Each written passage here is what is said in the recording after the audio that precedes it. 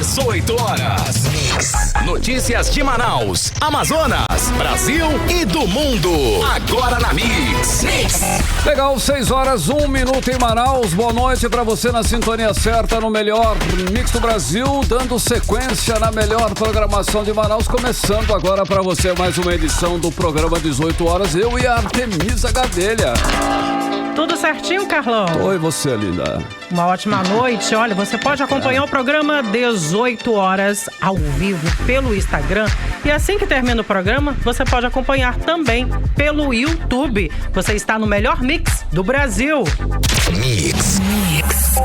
Vamos aos destaques do programa 18 horas de hoje. Operação Sangria, segunda reportagem da série especial do programa 18 horas, vai mostrar como o governador do Amazonas se tornou réu junto ao Superior Tribunal de Justiça. E como a Casa Legislativa do Estado se cala ante as diversas denúncias de desvio de dinheiro durante a pandemia envolvendo o Executivo Estadual. Policiais civis decidem indicativo de greve nesta quinta-feira por promessa não cumprida do governador Wilson Lima. E segundo o Anuário Brasileiro da Segurança Pública, Amazonas reduziu os gastos com inteligência e policiamento e o número de roubos aumentou 9%. E hoje temos duas entrevistas no 18 horas. O presidente do Conselho de Artes do Caprichoso vai dar detalhes da Festa da Vitória no Sambódromo. E o apresentador do Garantido, Israel Paulaim, vai falar sobre o movimento de resgate cultural do boi vermelho e branco. 6 horas, 2 minutos. Você no melhor Mix do Brasil, começando mais uma edição do programa 18 horas desta quarta-feira, 29 de junho de 2022. Os destaques do dia, as notícias, a informação para você até às 7 da noite, aqui no melhor Mix do Brasil, mais uma edição do 18 horas. 18 horas. Ontem nós iniciamos a série de reportagens da Operação Sangria, que faz 2 anos nesta quinta-feira. Você vai acompanhar todos os detalhes das ações que ocorrem desde 2020, quando a operação foi deflagrada. A Operação Sangria levou o governador do estado do Amazonas à condição de réu, junto ao Superior Tribunal de Justiça. A denúncia foi feita primeiramente aqui no programa 18 horas. Na primeira fase da operação, a Polícia Federal deu início às investigações sobre o desvio de verbas no esquema de compra de respiradores com dispensa de licitação de uma importadora de vinhos, como mostramos ontem na primeira reportagem da série. Sim, Carlão, mostramos como era feita a manobra que ficou conhecida como triangulação. Vamos relembrar? A empresa fornecedora de equipamentos de saúde, que já havia firmado contratos com o governo do Amazonas, vendeu respiradores para uma adega, isso mesmo, uma adega de vinhos, por R$2.480.000. É um valor milionário, né, Artemisa? E continuando aí o seu raciocínio, no mesmo dia a importadora de vinhos revendeu os equipamentos para o estado por quase R$3 milhões.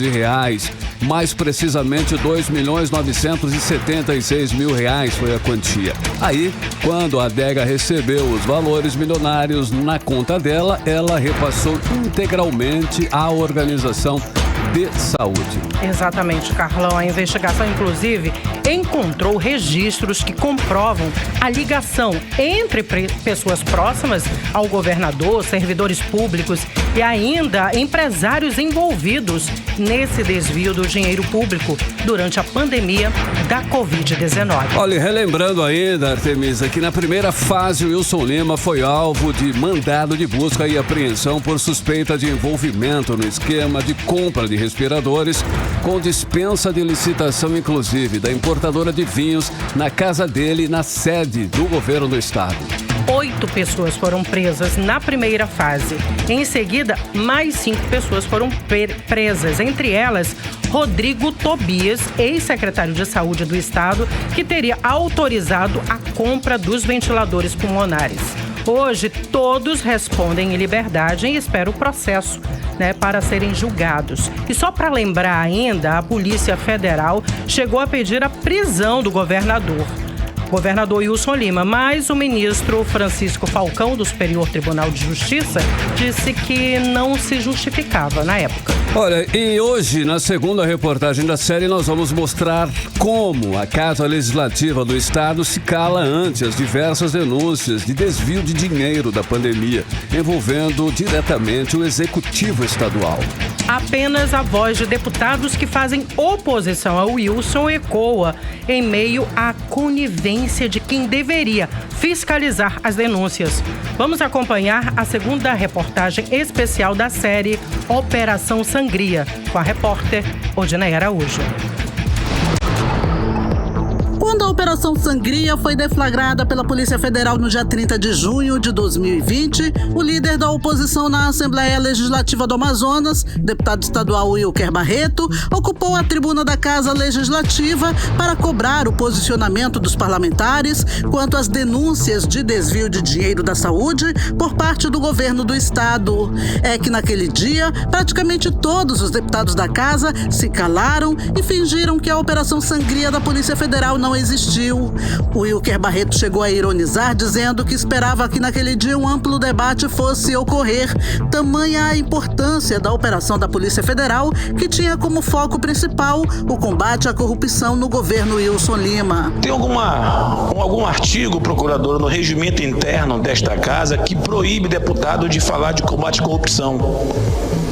O silêncio desta casa, deputado Dermilson, prenúncio de temporal.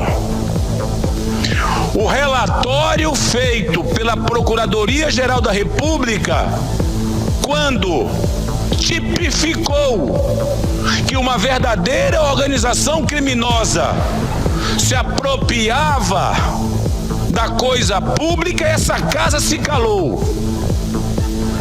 Essa legislatura, se não tomar cuidado, entrará para a história da Assembleia da pior forma. Não esqueçamos que essas operações afrontam principalmente aqueles que perderam seus entes. Mas os deputados estaduais permaneceram calados diante das denúncias do Ministério Público Federal de que no Amazonas se formou uma quadrilha liderada pelo governador Wilson Lima, especializada em desviar dinheiro da pandemia da Covid-19, enquanto mais de 14 mil pessoas perdiam a vida para o vírus. Parlamentares do Amazonas cobraram essa semana resultados concretos da Operação Sangria, que levou o governador Wilson Lima à condição de réu no Superior Tribunal de Justiça por crimes praticados na pandemia. A operação completa 2 anos amanhã. O deputado federal José Ricardo disse que a lentidão do Poder Judiciário está dando condições para Wilson Lima concorrer à reeleição sem ser julgado no STJ. Essas denúncias que envolvem o governador do estado e que foram aceitas pelo STJ são muito graves. Já se completa 2 anos e a Justiça não toma uma decisão. São denúncias relacionadas aí ao superfaturamento, esquemas na compra de ventiladores pulmonares, os respiradores, no período da pandemia. Uma pandemia que matou 14 mil pessoas no estado do Amazonas, com a falta de oxigênio, inclusive, de leitos de UTI, de atendimento para a população nesse período da pandemia.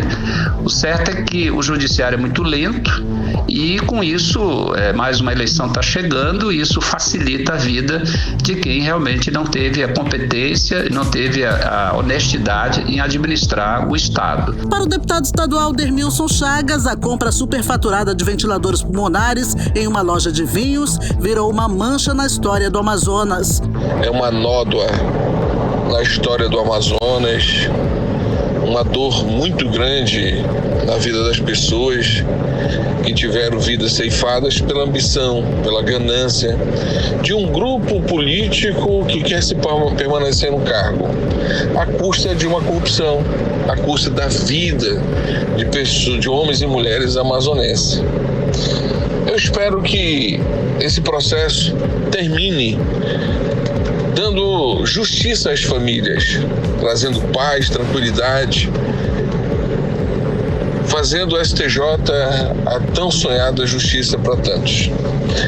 Infelizmente, são 2 anos infelizmente, pouca coisa aconteceu. Já o deputado estadual Wilker Barreto diz que a demora no julgamento do governador pelo STJ gera a sensação de impunidade. Ele relembrou o trabalho da CPI da Saúde na Assembleia Legislativa do Estado, que colaborou para as investigações da Polícia Federal em relação ao caso dos respiradores. É muito grave o que está dentro daquela CPI. Olha, se nós pegamos toda aquela materialidade, eu não entendo o porquê da demora do Ministério Público de avançar, de concluir essas investigações. O sentimento que paira na população de impunidade. Se passou 2 anos, ninguém fez nada, o Wilson continua aí dançando, brincando, queimando o dinheiro do contribuinte de forma irresponsável, pagando o terreno à vista de 121 milhões de reais, unidade de saúde sem seringa, sem remédio, certo? Isso desestimula o interesse da população. Odinei Araújo para o 18 horas. Você está ouvindo 18 horas. Olha, é sempre importante a gente pontuar novamente que no dia 30 de junho do ano de 2020, o governador Wilson Lima foi alvo de mandado de busca e apreensão acusado de envolvimento no esquema de compra de respiradores de uma loja de vinhos, com dispensa de licitação ao detalhe, hein, Arthur?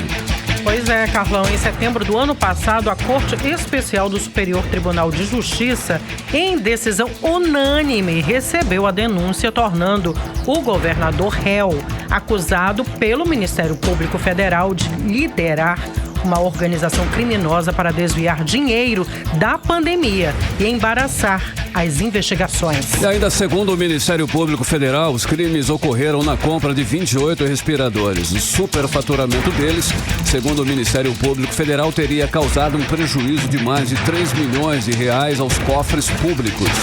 Para se ter uma ideia, o preço de mercado de um respirador era cerca de 17 mil reais, mas os itens foram comprados pelo governo do estado do Amazonas, pelo governo Wilson Lima, por mais de 100 mil reais cada. Mix. Olha, o descaso não é só na saúde do Amazonas. Temos também um grave problema na segurança do estado. Tanto que policiais civis decidem indicativo de greve nesta quinta-feira por promessa não cumprida do governador Wilson Lima. Isso mesmo, Carlão. A categoria reivindica pagamento do escalonamento dos profissionais, um direito previsto em lei e que o governador prometeu pagar, mas não pagou e ainda tentou parcelar o que já estava parcelado. Isso mesmo, e isso tudo com dinheiro sobrando nos cofres públicos. Detalhes na reportagem de Odinei Araújo. O Simpol, Sindicato dos Servidores da Polícia Civil do Amazonas, reúne seus associados nesta quinta-feira para decidir sobre o indicativo de greve da categoria. O indicativo de greve é uma pressão mais forte dos trabalhadores para informar que estão dispostos a ir às últimas consequências na reivindicação de seus direitos trabalhistas. O indicativo de greve estabelece uma data mínima para se dar início à greve de fato, mas a decisão não é definitiva e pode ser alterada conforme a negociação com a categoria. O edital de convocação da Assembleia Geral Extraordinária foi assinado pelo presidente em exercício do Simpol, Renato Damasceno Bessa. De acordo com ele, a principal reivindicação do sindicato é o pagamento do escalonamento dos profissionais. O Simpol chamou uma assembleia, com a pauta indicativa de greve.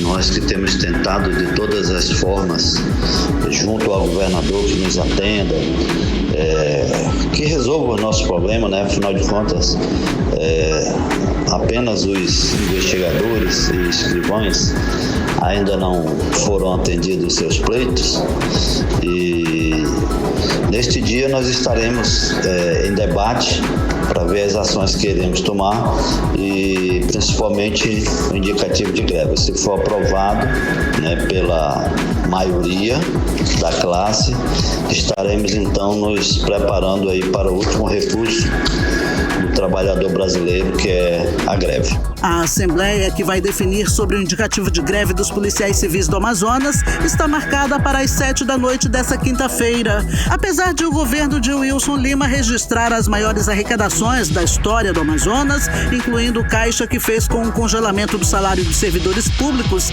de 2019 até janeiro de 2022, diversas categorias reivindicam pagamentos de datas bases atrasadas. É o caso dos peritos oficiais do Amazonas, também da Polícia Civil, que aprovaram no fim de maio indicativo de greve após várias tentativas de negociação com o governo do Amazonas, conforme informou ao 18 horas o presidente do Sindicato dos Peritos, Hilton Soares. A gente tentou negociar várias vezes com o governo. No mês passado, o governador deu a sua palavra que pagaria uma parte das datas bases dos peritos, que são os únicos que não receberam nada nos últimos anos. E a gente tentou de todas as formas aguardar. Como a gente mais uma vez não foi atendido, fizemos uma assembleia com indicativo de greve. A categoria aprovou por unanimidade esse indicativo de greve. Último recurso, que infelizmente restou a categoria. Nós somos 160, um pouco mais de 160 profissionais que levam toda a perícia do Amazonas nas costas, e o mínimo que a gente espera do governo é a valorização. O governo do estado, até o fechamento dessa reportagem, não se pronunciou sobre o indicativo de greve dos policiais civis do Amazonas. Odinei Araújo para o 18 horas. Você está ouvindo 18 horas.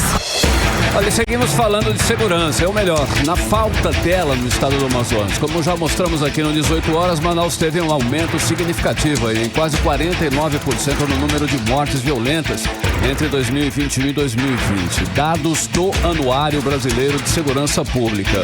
A capital amazonense está entre as 6 capitais mais violentas do Brasil.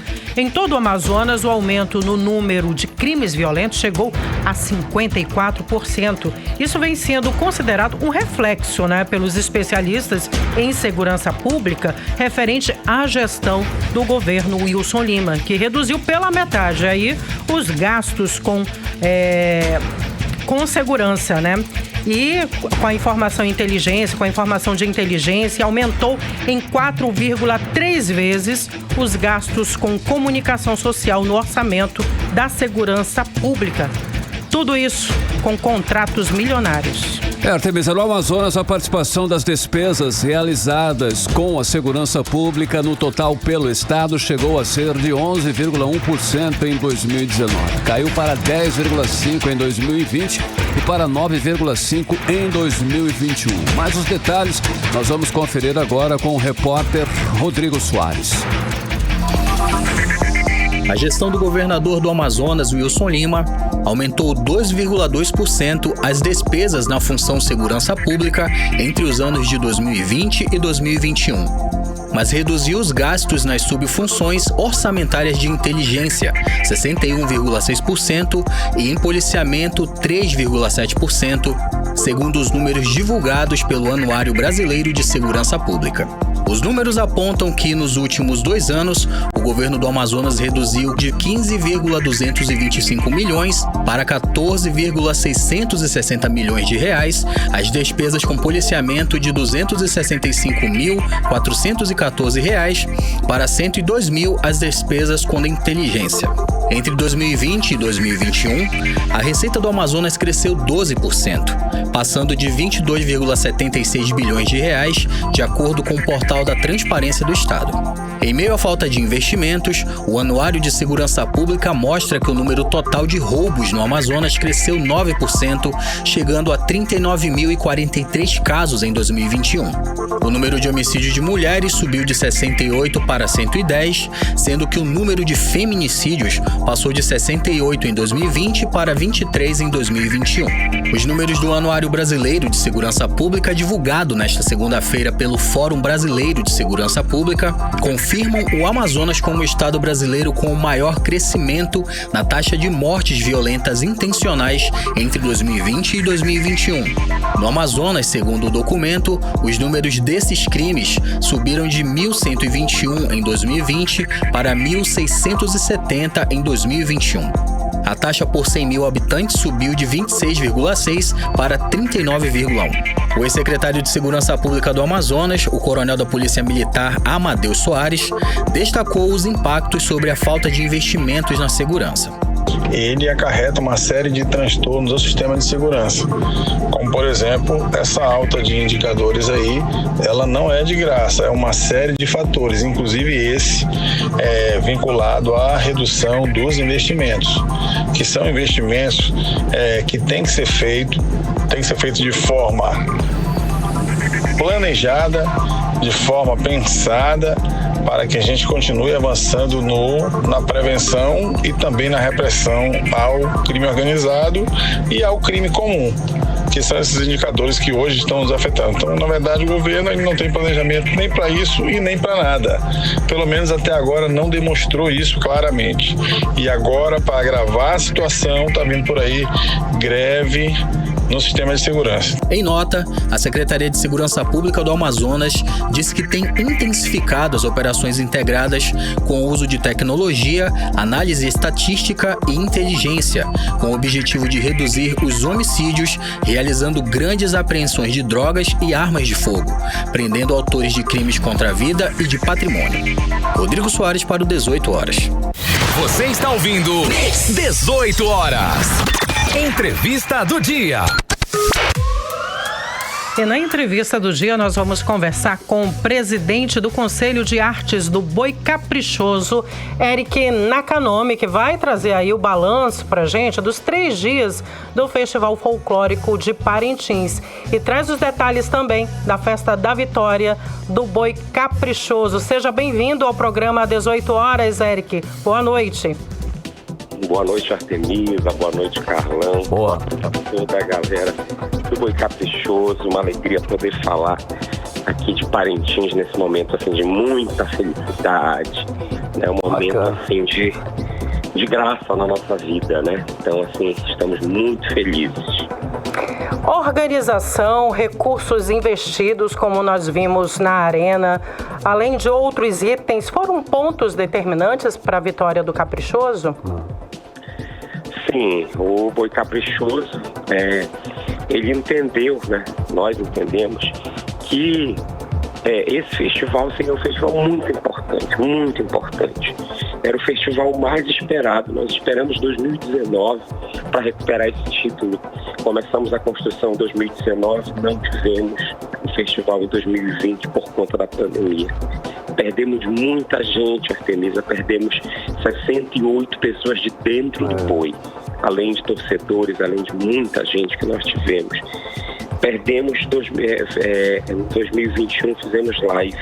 Então, para 2022 tivemos que fazer um espetáculo gigante, um espetáculo à altura da expectativa das pessoas, à altura dos investimentos que foram feitos e de uma maneira que pudesse corresponder a toda essa expectativa que foi criada. Então, incluir tradição, tecnologia, inovação e muita emoção. Esses foram assim, os caminhos que o Caprichoso adotou para fazer esse espetáculo, esses 3 espetáculos no Festival Folclórico de Parintins. Gostaria de parabenizar, viu? Espetáculo belíssimo. Eu estou tentando entender até agora, o que foi aquele pássaro primal, Eric Nakanomi? Gente, o pássaro primal nós tivemos momentos assim de muitas surpresas na arena, porque o festival ele é uma festa, um espetáculo grandioso, mas ao mesmo tempo esse lado do profissionalismo, que é o ensaio, a gente não consegue, porque nós estamos numa ilha no meio da floresta, os recursos são muito caros, você não pode emprestar um guindaste ou alugar para fazer ensaio. Então, aquele momento é um momento para a gente de catarse, até para quem constrói o boi. Obviamente, a gente planeja, a gente organiza, mas ver é apenas na Arena do Gumbódromo, o pássaro primal chegando ali, complementando a cena, né? Lindíssimo. Chão, surreal, coisas de cinema. nossa, aquilo ainda me arrepia, né? Assim como tantas outras partes do espetáculo. Ei, Eric, você tem o espetáculo em si, né? Essa grandiosidade toda aí. Você falou, inclusive, de estrutura, né? Inclusive, tem um pessoal aí que trabalha na estrutura, que batalha. Inclusive, os 200, né, Paixés, que são os guerreiros cortadores de cabeças, eles foram pagos hoje nos galpões, né, da alegoria do Boi Caprichoso. Eles são os responsáveis, eles trabalham, eles estão ali levando e trazendo a alegoria, concentração para o bumbódromo para o galpão. E, então, é uma valorização, né? Valorizar esse profissional que trabalha pesado, que faz a festa, que faz o espetáculo, é determinante também para um bom festival, para um bom resultado. Vocês fizeram isso, né, Eric? Sim, Carlão. O Caprichoso, né, é importante dizer, as pessoas não sabem. A nossa festa de Parintins, o festival, ele é extremamente cobrado. Então, essa turma que você está falando, os Paixés, os bois são obrigados, inclusive, a ter a dar camisas manga comprida, EPI, protetor solar, protetor auricular, capacete, toda essa estrutura de alimentação acompanhando. São 240 homens que tiram as alegorias de dentro do galpão, organizam nas ruas, organizam na concentração, empurram no bumbódromo para que a nossa equipe faça acontecer dentro. A gente devolve na porta do bumbódromo, eles já levam para o galpão outro dia, e hoje eles estavam ainda trabalhando para manter as ruas da cidade, o trânsito tranquilo, e já foram pagos. Então, assim, essa galera, ela é muito importante. São pessoas, assim, da cidade que esperam essa época para ganhar o seu dinheirinho, para comprar uma máquina de lavar, para trocar uma geladeira, fazer alguma coisa nesse sentido. É muita dedicação, esses 4 dias, essas 3 noites de festival. Mas o pós-produção, que é uma coisa que ninguém mostra, é fundamental para a saúde da festa. A base. Até porque a festa ainda não acabou, né? Tem a Festa da Vitória agora neste sábado no Sambódromo. Pode trazer alguns detalhes, algumas informações? Começa a que horas? Artemisa, eu ainda estou meio por fora. Eu estou rouco, cansado, Você ainda está no final de semana, né, Eric? Mas já fui trabalhar, não posso. Eu tenho que trabalhar, né? Sim. E hoje dei aula rouco. Mas, assim, a nossa festa vai ser organizada pelo Movimento Guarujá de Manaus, né? Vai ser no Sambódromo, né? Ontem falava com o presidente Gender, terá a participação dos nossos itens individuais. O Conselho de Arte vai para essa festa, né? Vai celebrar, brincar. Inclusive, já aproveito para falar que, além dessa festa, também já se pensa na Fuga do Boi, que é um evento tradicional, e já no nosso aniversário, em outubro, né? Então, é necessário, né, manter o pique e a energia desse festival, onde nós colocamos a bandeira ali na ilha e dizemos assim: nós voltamos, a cultura popular venceu. Eric, só para a gente finalizar, eu sei que é um assunto delicado, mas a gente não pode deixar de falar, né, sobre a crise que está ocorrendo aí com o Garantido, né? E surge agora esse movimento de resgate. Gostaria que você falasse um pouquinho sobre isso, porque a gente sente, mesmo quem é do Boi Azul, né, tem sentido aí essa crise do Garantido, ainda mais quem é vermelho e branco também. Olha, o que eu posso dizer é que espero que o Boi Contrário tenha muita sabedoria, muito discernimento, né, para os próximos passos para o festival. É importante a gente pensar durante a construção da festa.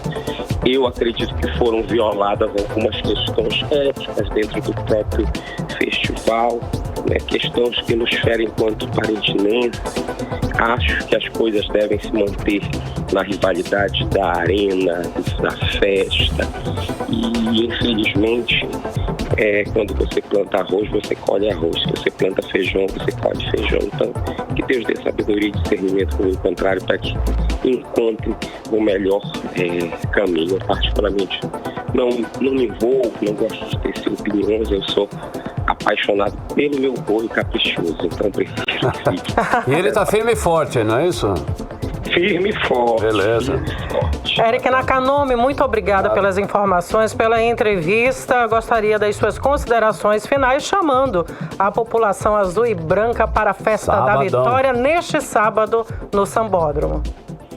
A galera azul e branca esteja presente nessa festa. Essa vitória é muito importante. É uma vitória que vale por 3. Conseguimos fazer o festival. Conseguimos. O festival que nós lutamos muito para fazer. 2, fizemos um festival lindo. Um festival que a galera, os patrocinadores, os investidores reconhecem que foi o melhor. E 3, vamos celebrar a vida porque nós somos sobreviventes e o tempo da bonança eu acredito que chegou. Então vamos aproveitar, vamos celebrar essa vitória do Boi Caprichoso. Valeu, Eric. Muito obrigada, parabéns novamente. Nós conversamos com o presidente do Conselho de Artes do Boi Caprichoso, Eric Nakanomi. Boa noite, Eric. Boa noite, Carlão. Boa noite, Artemir. Valeu. 6h30, você no melhor mix do Brasil. 18 horas. No próximo bloco, o correspondente do 18 horas, jornalista Carlos Eduardo Matos, vai falar sobre a polêmica do presidente da Caixa Econômica, Pedro Guimarães, que é alvo de denúncias de assédio moral e sexual de funcionárias do banco. Aí no próximo bloco também você vai conferir a entrevista com o apresentador do Boi Garantido, Israel Paulain, que vai falar sobre o movimento de resgate cultural do boi vermelho e branco. É daqui a pouquinho no 18 horas. 18 horas.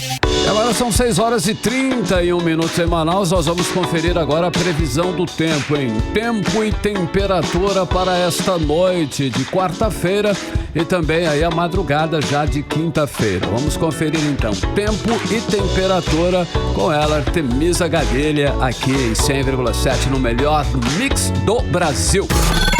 Previsão do tempo. A previsão do tempo, segundo o Clima Tempo, para esta quarta-feira, 29 de junho.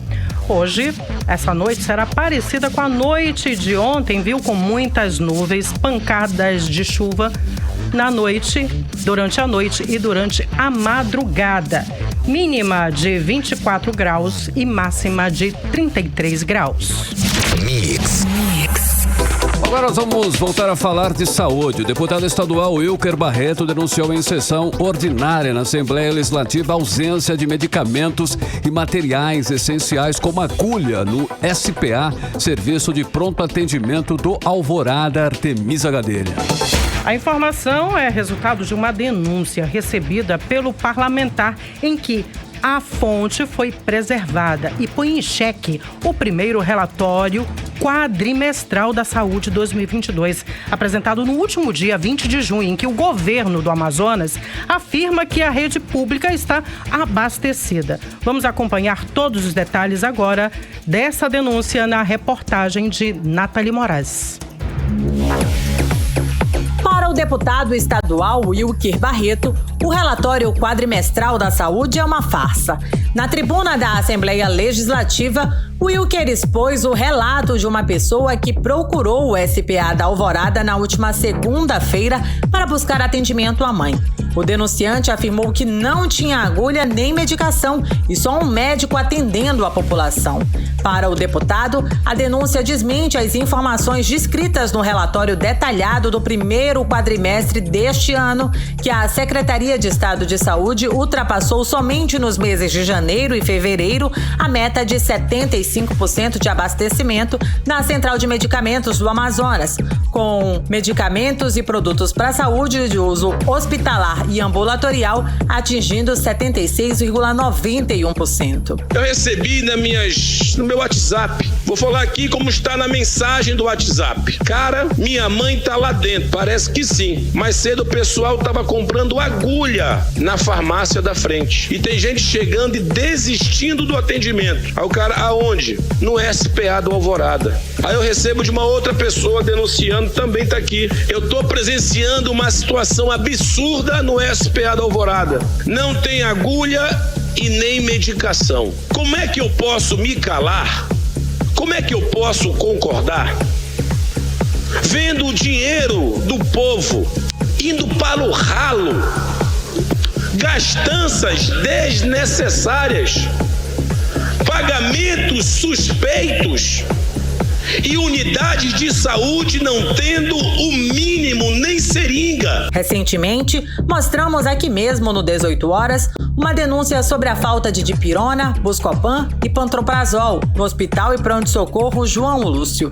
A revelação foi feita por uma paciente que foi à unidade hospitalar para tratar uma crise de vesícula e foi informada sobre a ausência das medicações. Outra contestação feita pelo parlamentar é em relação ao relatório quadrimestral da Secretaria de Estado de Saúde, que se refere ao dado de 76,91% de abastecimento na central de medicamentos, já que em suas fiscalizações nas unidades hospitalares, o deputado estadual Wilker Barreto já encontrou farmácias completamente vazias. Lá no relatório ele diz que a SEMA está com 75% de estoque. Como? Faltando seringa, faltando Buscopan, faltando pantoprazol.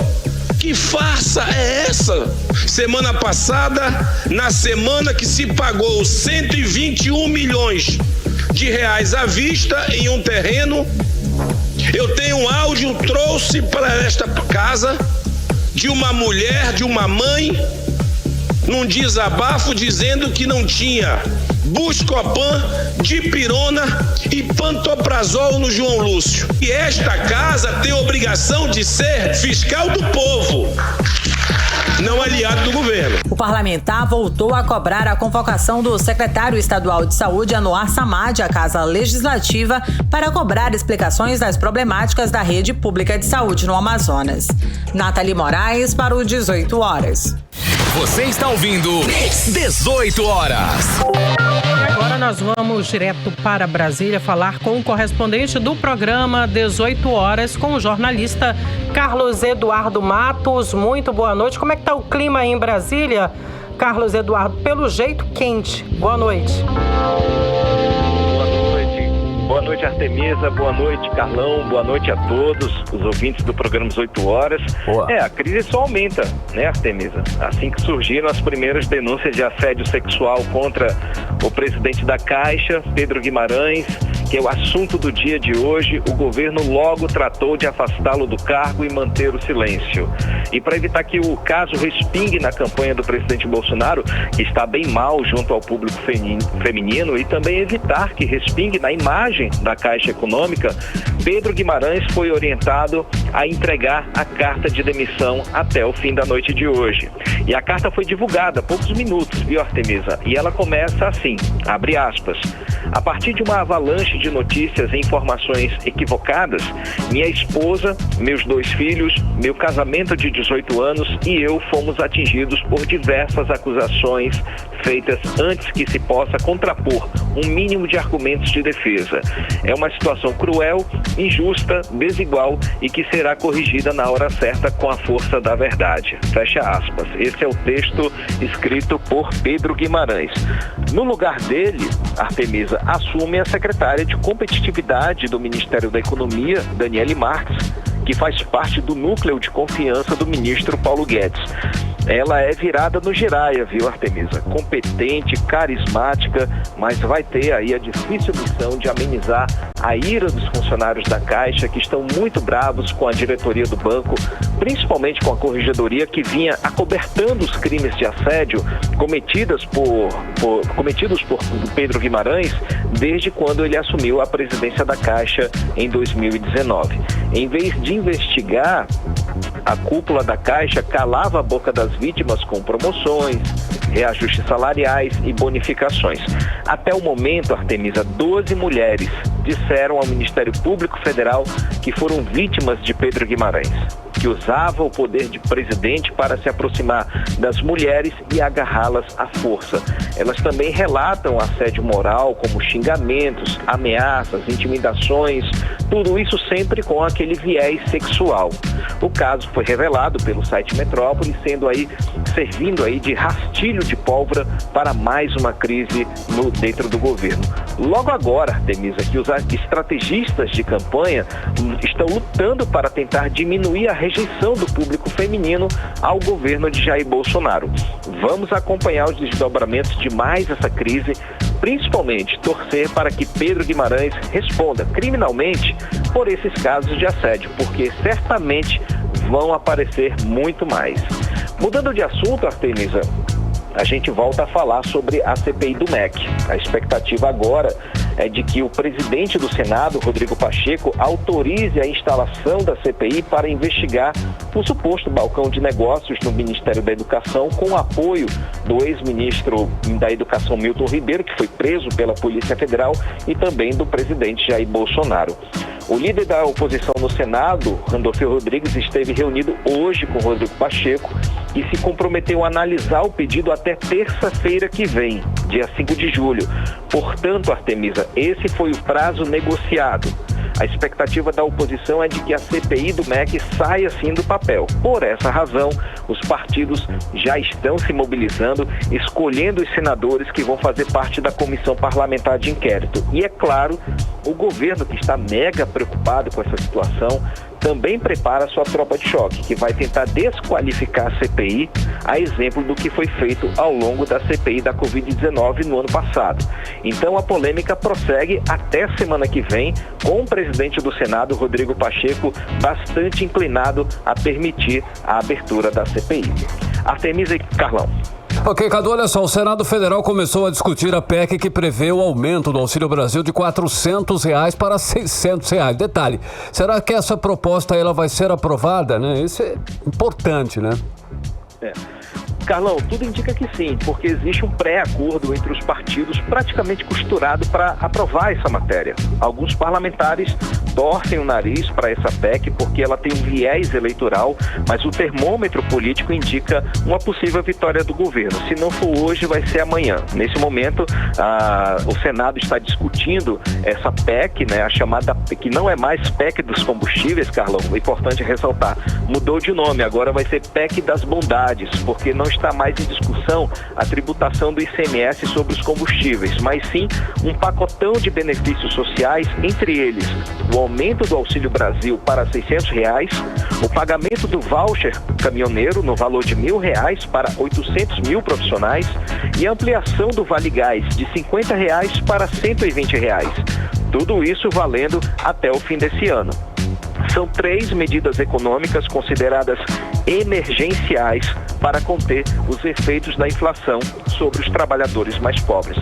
Detalhe, Carlão, que o governo, além de aumentar o Auxílio Brasil de R$400 para R$600, quer também zerar a fila de espera pelo benefício, cadastrando mais 1.600.000 famílias ao programa Auxílio Brasil. O impacto no orçamento público é de R$38 bilhões, mas esse montante vai ficar de fora do teto de gastos, Carlão, porque se trata de uma medida de caráter emergencial. Essa, pelo menos, é a justificativa legal do governo para tentar aprovar essa PEC. Além dessas medidas, Carlão, o governo incluiu nessa PEC, na PEC das bondagens, uma compensação para o setor do transporte público, garantindo 2 bilhões e 500 milhões para bancar a gratuidade dos passageiros idosos. Essa era uma pauta reivindicada pelos prefeitos e também pelos empresários do setor do transporte coletivo, que ameaçavam repassar para o usuário o aumento nos custos de manutenção dos veículos. E esse assunto a gente falou várias vezes aqui no programa 18 horas, inclusive foi um projeto de lei relatado pelo senador Eduardo Braga.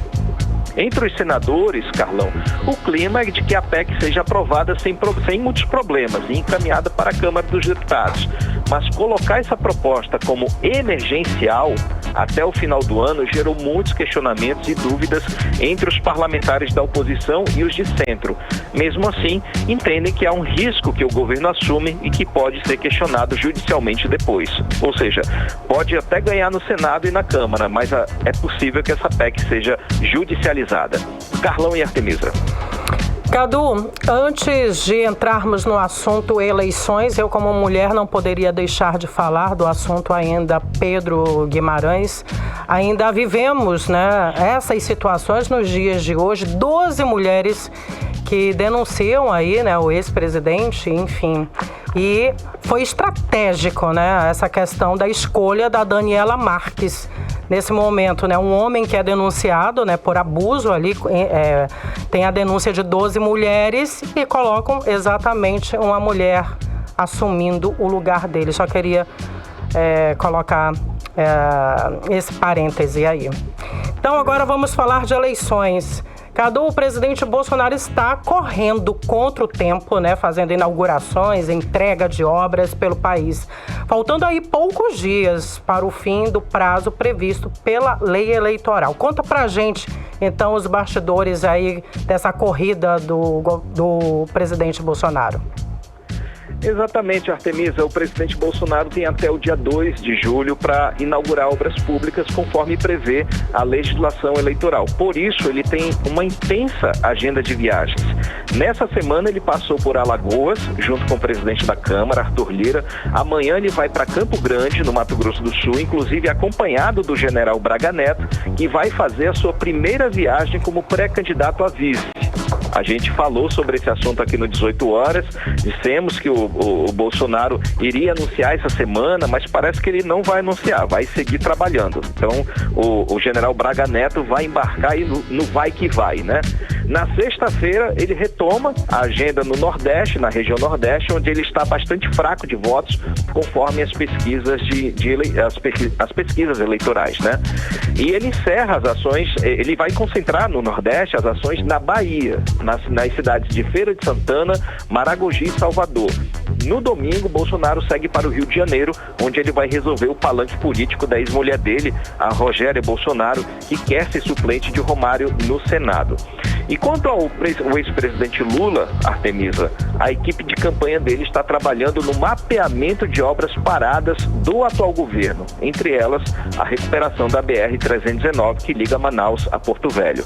Esse levantamento vai servir de base para montar o plano de governo do ex-presidente Lula na área de infraestrutura. A gente sabe que Bolsonaro é muito forte no setor da infraestrutura graças ao trabalho do ex-ministro Tarcísio de Freitas, que disputa a eleição para o governo do estado de São Paulo. Por isso, o ex-presidente Lula pretende cutucar nas feridas de Bolsonaro e mostrar na campanha eleitoral que está prestes a começar que a propaganda liberal de infraestrutura tem furos graves. Artemisa, antes da gente finalizar, eu tenho uma última notícia. Um grupo de deputados federais e senadores segue amanhã para Atalaia do Norte, aí no estado do Amazonas, para acompanhar o caso dos assassinatos do indigenista Bruno Pereira e jornalista o britânico Dom Phillips.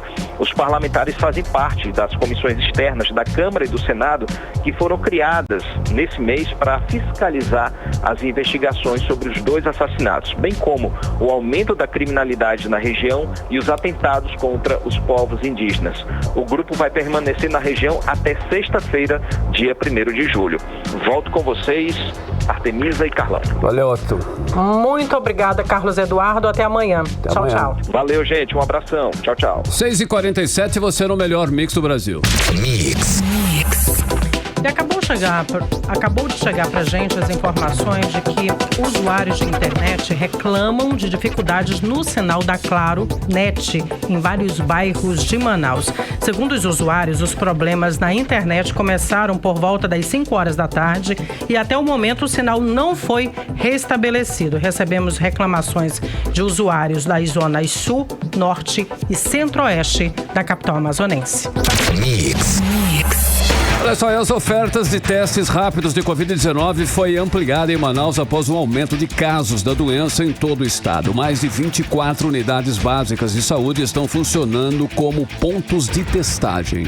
Segundo dados divulgados hoje pela Secretaria de Estado de Saúde do Amazonas e também da Fundação de Vigilância em Saúde, nos últimos 14 dias, a média diária no número de casos confirmados passou de 26 para 123, um aumento de mais de 475% nos últimos dias. Acompanhe agora as informações sobre esse aumento no número de casos de coronavírus na reportagem de Nathalie Moraes. A Secretaria de Estado de Saúde do Amazonas e a Fundação de Vigilância em Saúde emitiram hoje um comunicado de risco alertando sobre o aumento na média diária de casos de Covid-19 aqui no Amazonas. O documento destaca a população de 18 anos ou mais apta a tomar a segunda dose de reforço contra a Covid-19. Nos últimos 14 dias, o número de casos confirmados diários passou de 26 para 123, um aumento de mais de 475%. Esse aumento foi impulsionado em Manaus, onde a quantidade de casos passou de 18 para 103 casos novos por dia. Já no interior do Amazonas, o aumento na média diária foi de 8 para 20 casos diários. Manaus tem 62% dos casos registrados nesses últimos 2 meses. Para o secretário de Estado de Saúde, Anuar Samad, a vacinação é a melhor forma de proteção contra o agravamento para a doença. Os dados mostram que a letalidade é menor e as internações também desde o início da campanha de imunização no Amazonas. A vacinação é a melhor forma de proteção contra o agravamento pela Covid-19. Nossos dados mostram que o agravamento da doença, a letalidade, o número de internações diminuiu muito desde o início da campanha de imunização aqui no Amazonas. Mas é muito importante que a população mantenha a sua carteira atualizada, mantenha suas doses em dia, inclusive a 3ª e a 4ª dose. E salientamos que a partir de hoje, a 4ª dose já está liberada para a população, para todo mundo acima de 18 anos de idade, desde que a 3ª dose tenha sido tomada há mais de 4 meses. Apesar do aumento do registro de casos da doença, houve uma redução em 70% da taxa de internação por Covid-19 em maio e em junho deste ano, quando comparada a esses mesmos 2 meses do ano passado. No comparativo de maio a junho de 2022, com o mesmo período de 2021, houve uma redução de 92% da letalidade, com registro de 2 óbitos em maio e 1 em junho de 2022. Uma das medidas de prevenção e controle previstas no comunicado de risco é a ampliação da população apta a receber a aplicação da segunda dose de reforço, conhecida popularmente como a 4ª dose. A cobertura do esquema básico primário com as 2 doses ou a dose única, hoje no Amazonas, é de 71,4%. Em relação à primeira dose de reforço, conhecida popularmente como 3ª dose, a cobertura é de 39,2%. A ampliação da cobertura vacinal é uma das medidas de prevenção e controle contra o coronavírus destacadas no comunicado de risco que devem ser intensificadas. Lembrando que em qualquer sintoma gripal é necessário o uso de máscaras. Para o biólogo e doutorando do Programa de Biologia do Instituto Nacional de Pesquisas da Amazônia, Lucas Ferrante, o que estamos vivendo hoje é um recrudescimento da pandemia. Nunca houve uma saída da pandemia de Covid-19. A pandemia ela sempre continuou. Nossos dados, através do artigo já disponibilizado, mostra que os dados de óbitos para o início do ano na 3ª onda foram subestimados em mais de 8 vezes pelas autoridades de Manaus, de forma que se encobriu a gravidade da pandemia para fazer com que a população acreditasse que a pandemia tivesse chegado ao fim. Isso nunca aconteceu. Manaus tem números muito subestimados e artigos científicos e notas técnicas já têm demonstrado isso. É preocupante a situação porque nós estamos vivendo uma nova fase de recrudescimento, onde está sendo início de mais uma onda no Amazonas. No boletim diário da Covid-19, divulgado desta terça-feira, 289 novos casos de Covid foram confirmados, totalizando 584.434 casos da doença, sem registro de óbito nas últimas 24 horas. Nathalie Moraes para o 18 horas. Você está ouvindo 18 horas. E hoje também vamos conversar com o apresentador do Boi Garantido, Israel Paulaim. Ele que vai falar sobre o movimento de resgate do Boi Garantido, do boi vermelho e branco. Boa noite, seja bem-vindo ao programa 18 horas. Boa noite, Artemisa. Boa noite, Carlão. Boa noite, Israel. 18 horas. É um prazer imenso falar com vocês e estamos aqui nessa trilha de reorganização, de reordenamento. Estamos aqui querendo reestruturar, reconstruir o nosso boi garantido de maneira ordeira, né? É uma revolução em paz. Beleza.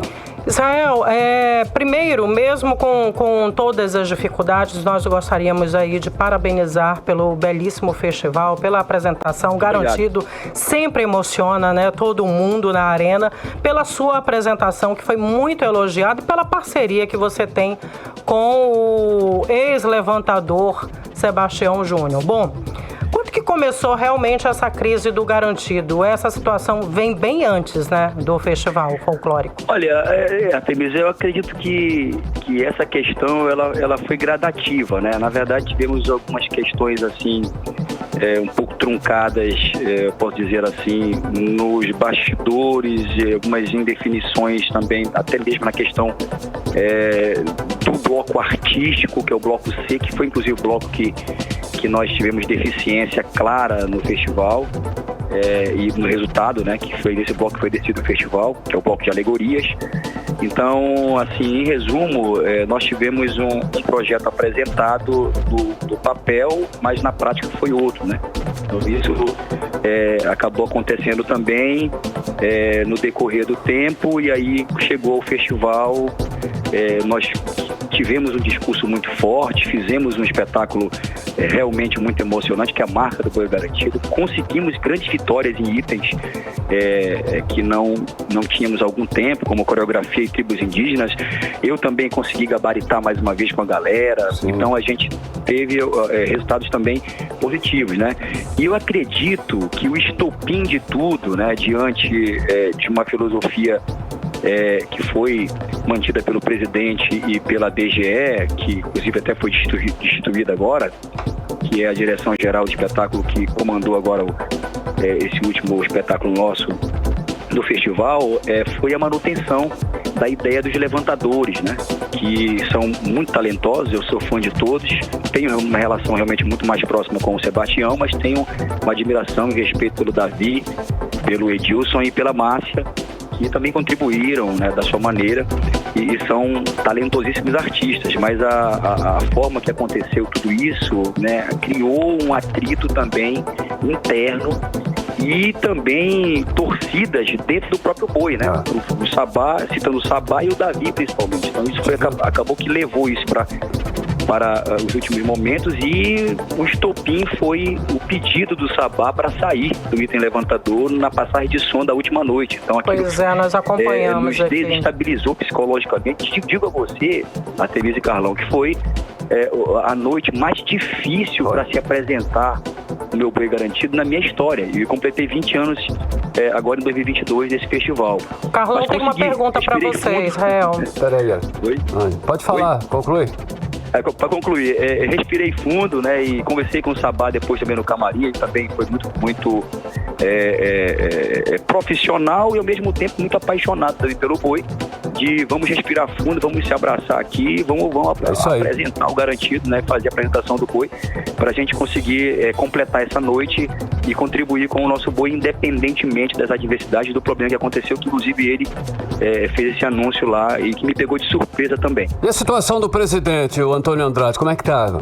Ele não renunciou, né? Olha, a princípio, né, ele está mantido, deu uma entrevista inclusive numa rádio local hoje, dizendo que vai permanecer, e diz também que reformulará completamente todo o nosso quadro, né, artístico, administrativo e até mesmo financeiro do Boi Garantido, fará uma reformulação geral e já, inclusive, já fez algumas ações, né, do resultado para cá, de destituir a DGE, que é a Direção Geral de Espetáculo total, né? Ele fez essa destituição, como também os seus diretores que fazem parte da diretoria.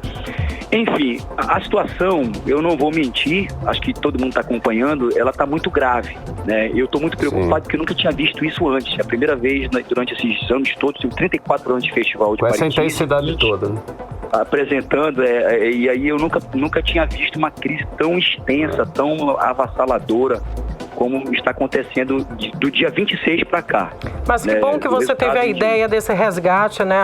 O resgate cultural do boi garantido. Pois é, na verdade, assim, eu quero deixar bem claro para toda a audiência da Mix, vocês todos que estão nos carros agora ouvindo, um grande beijo para minha galera vermelha e branca de Manaus. A ideia, na verdade, eu estava em casa assistindo a apuração e finalizou a apuração e eu percebi a situação muito desastrosa de não só do ambiente, né, que já estava desde a sala de apuração ali do bombódromo, né, em relação à apuração das notas e tudo mais, e também vi imagens da cidade Garantido sem nenhuma representação, né, e eu sou torcedor apaixonado acima de tudo. Tenho uma história que sou muito grato ao Boi Garantido por tudo que conquistei na vida também, que me ajudou muito em todos os sentidos, e então eu sou muito apaixonado pelo Boi Garantido. Estou apresentador há 20 anos, mas sou torcedor, muito apaixonado. E eu tive, o meu sentimento me levou à cidade Garantida, que eu sempre vou, independente de resultado, sempre vou lá, ganhando ou perdendo. E subi ali para me pronunciar para a galera em nome de todos nós torcedores, para dizer o seguinte: o Garantido não está abandonado, o Garantido não está acabado, o Garantido não está no fundo do poço, não. É uma fase que estamos passando, mas eu estou aqui para assumir essa missão junto com vocês, de nós resgatarmos o Boi Garantido, reconstruirmos o nosso Boi Garantido em todos os seus segmentos. Beleza. Israel, e tudo mais. Oi. Vai dar tudo certo, irmão. Valeu. Nossa solidariedade aqui, nesse momento de resgate ao Boi Garantido. Um abraço, muito obrigado e disponham. Valeu, um abração a toda a nação vermelha e branca, obrigado por tudo. Uma ótima noite para você. Agora são 7 horas em ponto em Manaus. Mix. Vamos direto para o editorial 18 horas. Editorial 18 horas.